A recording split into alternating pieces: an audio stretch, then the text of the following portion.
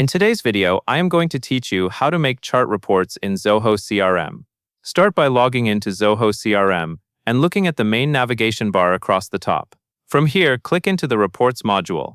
This is the area where you can build reports to track performance, visualize trends, and summarize your CRM data in a way that is easy to share and understand. Once you are in Reports, go to the top right corner and click plus Create Report.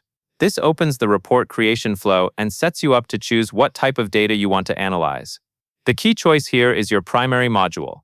Your primary module is the main set of records your report is based on, such as deals, leads, contacts, or accounts. For this example, select Deals, then click Continue. If you choose a different module, the process is the same, but the fields and relationships you can report on will match that module. After you click Continue, you will land in the Report Builder. Take a moment to scan the layout so you know where things are.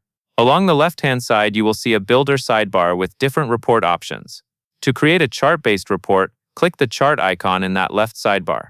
This switches your report from a table-style view to a chart setup, where you can turn your CRM data into a visual summary. Next, you will select your parent and child module.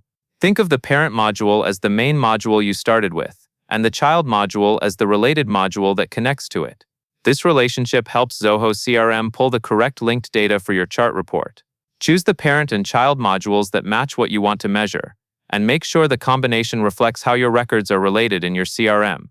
When your parent and child module selections are set, save the report.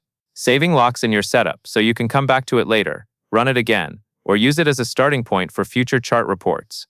And that covers everything you need to know.